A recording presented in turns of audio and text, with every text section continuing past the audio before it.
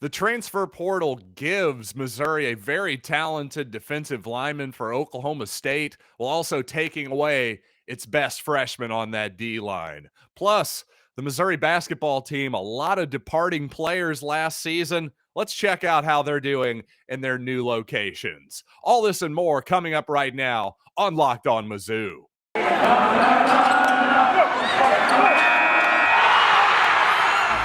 You are Locked On Mizzou, your daily podcast on the Missouri Tigers, part of the Locked On Podcast Network.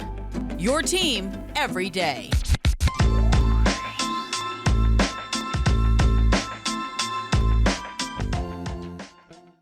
Hey, all you true sons and daughters, I'm John Miller, your Mizzou mafioso and the central scrutinizer of Missouri Tigers football and basketball. And today's episode is brought to you by NetSuite. NetSuite is the #1 cloud financial system. To power your growth, head to netsuite.com/LockedOnNCAA for special end-of-year financing on the #1 financial system for growing businesses.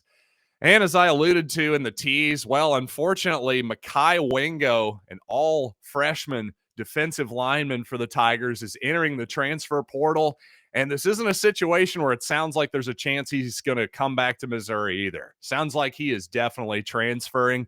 And if you want to connect the dots a little bit, well, perhaps LSU and Brian Kelly is Mekhi Wingo's next stop because, well, they recently hired his high school head football coach. So there's one to keep your eye on. Also, just from what I understand, he has a good relationship with Barry Odom as well. So you never know. Arkansas could be a possibility for Mekhi Wingo too.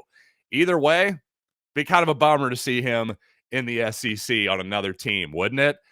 Is this whole thing starting to turn all of you off yet? All of this transferring around? Well, whether you like it or not, the portal giveth and the portal taketh away. So before that, a few days before, in fact, wasn't able to get to this on the show yet.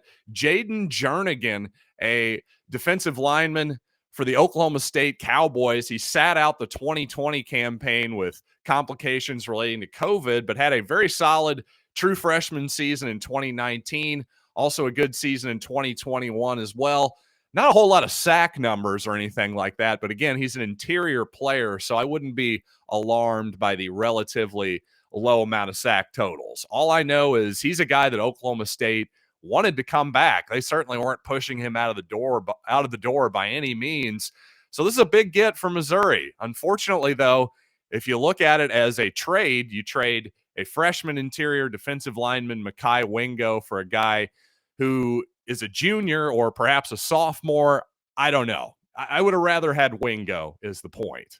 If you're going to ask me, you're going to make me pick one, I'd rather have the guy who's already been in the program, who's already been praised by the current defensive staff, including Steve Wilkes. But who knows? Perhaps getting rid of Jethro Franklin, firing the defensive line coach, hiring Al Davis, perhaps that switch had something to do with Wingo's decision to transfer as well. In other Missouri news, Charlie Harbison, Missouri's safety coach, is actually stepping down from that position, but remaining within the program. He's got some personal family matters that he needs to attend to in his home state of North Carolina. So he's going to be taking some type of position within the Mizzou football program that's going to allow him some more flexibility to handle the said family matters. So obviously, best wishes out to Charlie Harbison and his whole family, whatever they happen to be dealing with. But, quite frankly, an even bigger piece of news is that Zach Woodfin is not having his contract renewed. He is the former now Mizzou football director of athletic performance, what we used to simply call the strength coach, right? And, I think strength coach, one of those underrated spots on any football program. If you have a really good strength coach, I think that's actually one area where you can really upgrade your entire roster. Not only with, obviously, literal strength, but also injury prevention, incredibly important in this sport as well. Now, for those of you who might happen to be Truman State alums, well, perhaps the name Cody Schrader rings a bell. In 2021, he was actually the Division II leader in rushing, and now he's heading down to Columbia as a preferred walk-on. So again, the D2 rushing leader, Cody Schrader, going to be on Missouri's roster next season as a preferred walk-on. So who knows? Could he possibly carve himself a role? We saw Mike Cox did it as a walk-on this past year. You never know, but I wouldn't exactly count my chickens before we've hatched there. Another Missouri transfer news, Connor Bazelak has found his landing spot. He's going to be going to Indiana. So Connor is now a Hoosier. Also, safety Sean Robinson, who is also entering the transfer portal. We don't know where he's going to land yet, but obviously, frankly, it's a little surprising that Sean didn't enter the transfer portal last year or a little bit earlier when obviously Connor Bazelak, the previously mentioned Connor Bazelak, passed Sean Robinson at quarterback on the depth chart. And, well, Sean would never take another snap after that second start of last season against Tennessee. So good luck to Sean as well. Seemed like a really good guy. And, with that extra year of eligibility, can't blame him for trying a little something different. Now, to say the least, at this current moment in college football history, we're truly in a whole new world, not with just the transfer portal, but of course, name, image, and likeness as well. And if you've listened to me before, I hate to be repetitive here, but I think it's worth repeating that I'm not too worried about name, image, and likeness in general. If, for example, if somebody wants to give Tyler Beatty some money to advertise for this product or that product, or simply give him $100 to autograph a mini helmet or something like that, that doesn't bother me as a fan whatsoever. In fact, again, from the fan perspective, that has no effect on my fandom whatsoever. But I will say, this transfer portal thing, I thought it was mostly a basketball problem, really, because, hey, just win, baby, right? In football, most of the time, winning takes care of everything. But I have to say, even I am starting to get a little bit exhausted with the transfer portal, especially when you consider, hey, listen to Luther Burden, right? The number one player in the country, practically, certainly the number one wide receiver in the country, the best recruit Missouri's had for a long time. Well, somebody wisely brought up the possibility that, if this doesn't go well next season, who's to say that Luther Burden won't enter the transfer portal after 1 year as a Tiger? Because he does have to play 3 years of college football, or at least be 3 years removed from his high school class before he can go to the NFL. So if your Burden doesn't go great next season, well, see you later, Columbia. It's been real, and I'll just transfer without any consequence whatsoever. I think if that actually happens, my goodness, I think if you think there's been a small amount of people who are turned off by the portal right now, boy, it's really going to start hitting people if something like that happens. Now, the point in me bringing that up is not to get people necessarily nervous about Burden transferring. My point is yes, this is the world we live in, and you have to recruit your entire roster every single year. Imagine if the NFL had an entire league of players on 1-year contracts. Wouldn't be great for continuity. Wouldn't be great for the fans either, in my opinion. So I don't know. There's just a lot that college football has to figure out right now, because if this sport keeps going that way, I don't think this is going to be great for its popularity. And speaking of transfers, well, the Missouri basketball team is certainly no stranger to the transfer market, and many Tigers have transferred out just in the past year or so, including Xavier Pinson, notably Trey Jackson, Mark Smith, Parker Brown, Mario McKinney. How are all these guys doing in their next stops? Well, let's talk about those young men. But first, I want to tell you about our title sponsor, NetSuite. You see, this is it, the putt to win the tournament. If you sink it, the championship is yours. But on your backswing, your hat falls over your eyes. Is this how you're running your business? Poor visibility because you're still relying on spreadsheets and outdated finance software. Well, to see the full picture, you need to upgrade to NetSuite by Oracle. You see, over 28,000 businesses already use NetSuite, and for the new year, NetSuite has a new financing program for those ready to upgrade at netsuite.com/locked. You see, these people are going to help you with everything your small business needs, from HR, planning, budgeting, even your financials and inventory. It's everything all you need to grow, all in one place. So head to netsuite.com/locked for this special one-of-a-kind financing offer on the #1 financial system for growing businesses. That's netsuite.com/locked. Well, you might have seen the end of that LSU Kentucky basketball game the other night down in Baton Rouge as former Tiger Xavier Pinson did practically a 360 dunk at the end of the game as a bit of an exclamation point for the Tigers down in LSU. And well, looking at how Pinson's played this year, quite honestly, he seems like basically the same dude that he was at Missouri last year. An explosive player, sometimes inefficient, not the greatest three-point shooter, most, kind of a volume scorer at times, but obviously an incredibly quick step off the dribble, a heck of an athlete. But what really stood out to me, quite honestly, looking at those KenPom stats for Xavier Pinson, LSU #1 in the country defensively this year. I mean, I had to take off my new blue light blocking glasses and pull a Bryant Gumbel and really look at those numbers one more time for dramatic effect. I mean, really, Will Wade is usually, hey, top 5 in offense, and we're about 100th in defense. Well, it's the exact opposite this year, ironically enough, because nobody ever accused Xavier Pinson of being a great defensive player. So interestingly enough, LSU has completely flipped the script this year, but Pinson obviously providing them with some much needed offense on a team that surprisingly needs it. Now, another guy who was obviously on last year's squad, Mark Smith, you might have noticed he had a gigantic game against Oklahoma recently with 25 points and 13 rebounds. Well, Smith notably hitting over 40% so far from downtown, and also definitely having his biggest rebounding season in his career so far. So got to say, I'm a little bit jealous seeing good Mark Smith playing for Kansas State. And by the way, not only are Pinson and Mark Smith having solid seasons, well, they're on teams that are quite a bit better than Missouri is this season, to say the least. Pinson, a top 15 quality team so far. Mark Smith, K-State's probably top 50. They might be on the bubble of NCAA tournament stuff. So, not a bad move for those two guys so far.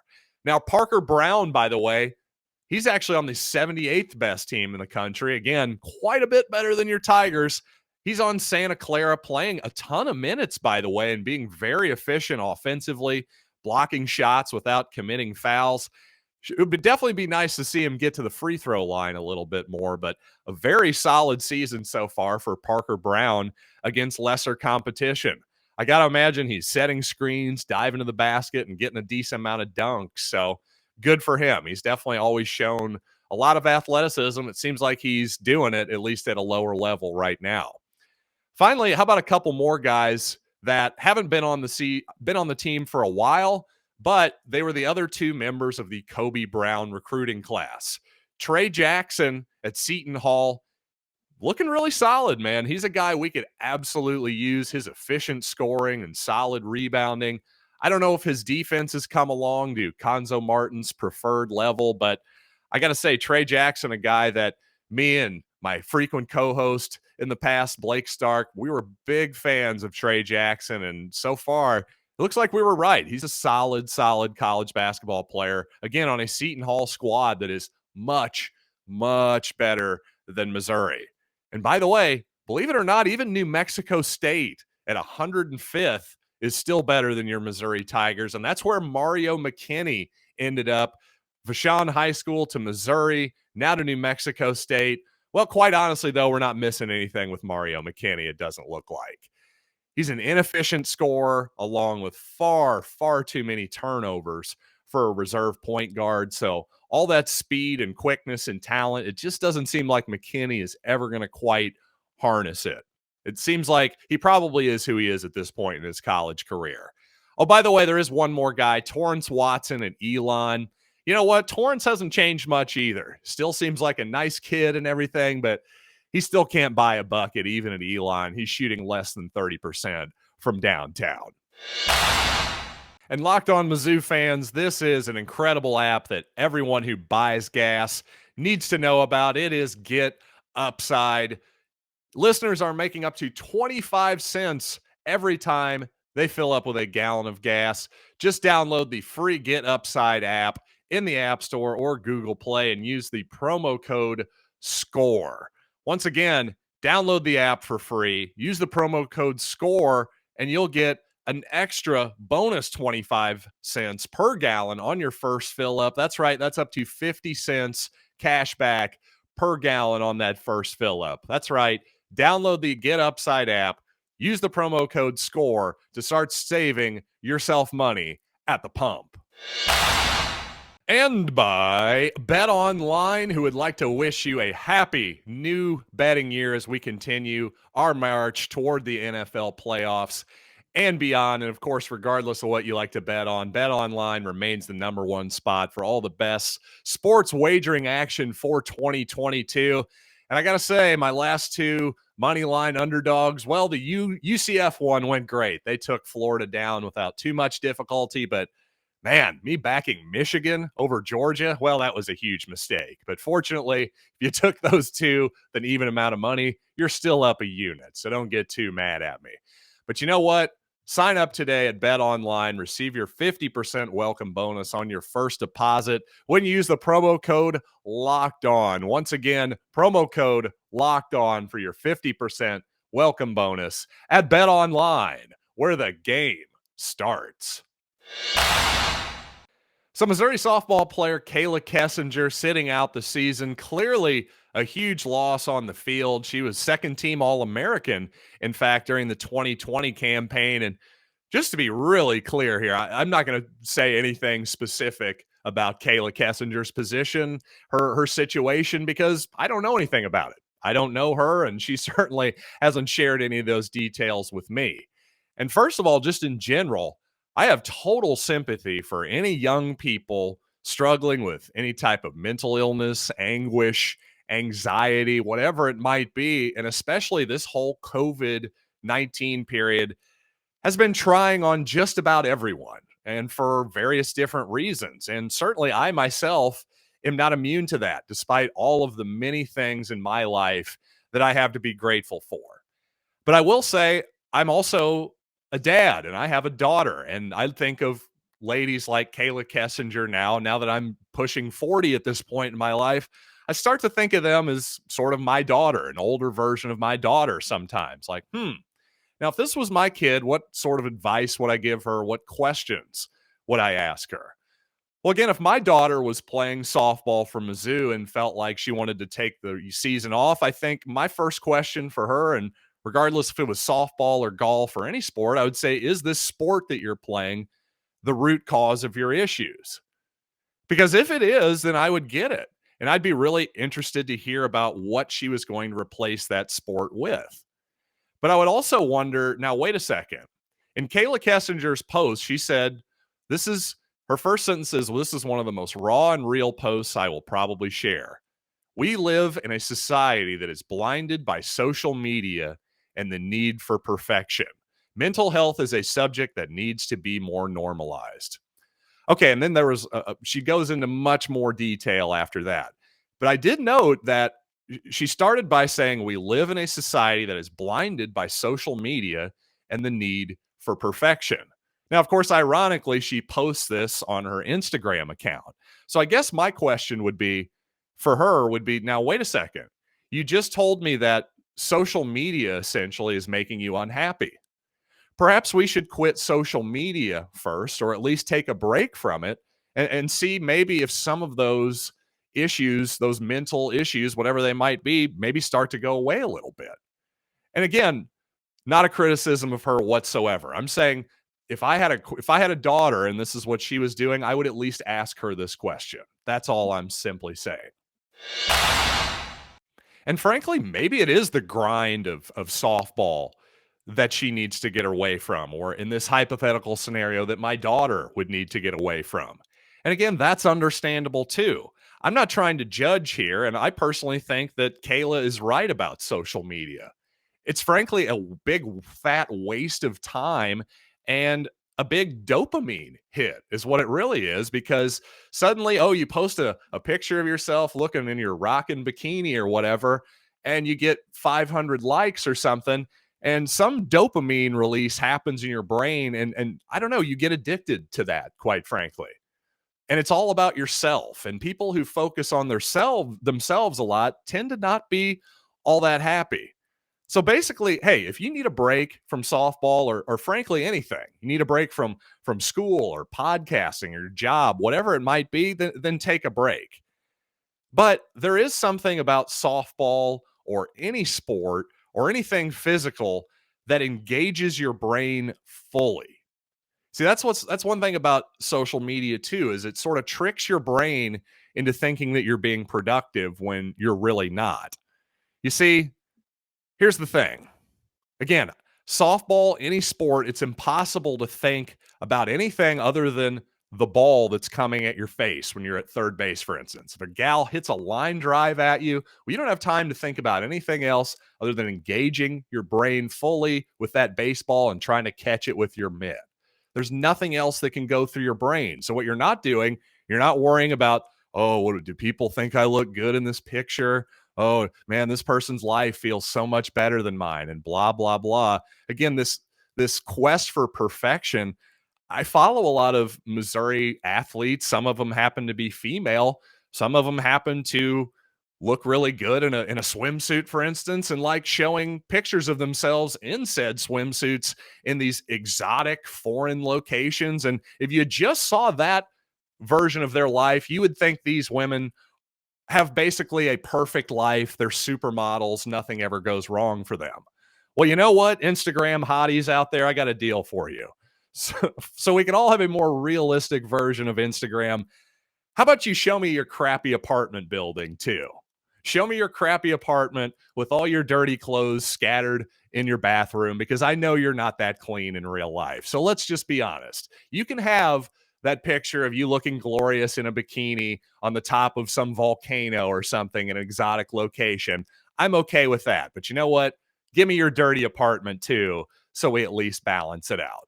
But in all seriousness, my real point here is I think a lot of mental health, you just need to put down the phone, put down the Instagram account, go for a walk, go play softball, by the way. If it's just a fun game with you and your pals, go do that. Believe me, it's going to engage you. Go play ping pong. Go play a pickup game of basketball. Again, go for a nice long walk and leave the earbuds at home, because all of this digital world that we're constructing is actually making most people miserable. And it may sound ironic coming from somebody who does podcasts. Well, to me, and this is going to sound really self-serving, but I think podcasts are a little different. You're essentially listening to a person or multiple people have a conversation. Ideas are being formed, and it's not about you necessarily. In fact, it's almost certainly not about you. The John Miller podcast is not about John Miller, everybody. So my point is, let's engage physically. Let's not run from physically. People need more of that. We need more of the tangible and less of the digital. This isn't an incredibly original thought, but I do think it's an important idea to get out there in the zeitgeist. So you know what? Again, Kayla Kessinger, wish you all the best in the world, as if you were my own daughter. Hope everything turns out great for you. And you know what? If you're suddenly a more content, mentally well-off person from not playing softball, then great. I just would question if that's really the root cause, or maybe it's social media, as you seem to allude to at the very beginning. Again, no judgment, just some questions and just some thoughts to ponder. So you know what? Thanks once again for making this show your first listen. Why don't you make your second listen Lucas Smith, my buddy over at Locked On, the St. Louis Cardinal baseball team? Got to check him out. One of the nicest guys I know, quite honestly, over at the Locked On Network, and a Mizzou alum too. So give that young man your listen. Hey, you got to get some baseball talk in your life, because who the heck knows, we might not have a season coming up. But you know what? Until next time, I am John Miller, and this has been Locked on Mizzou.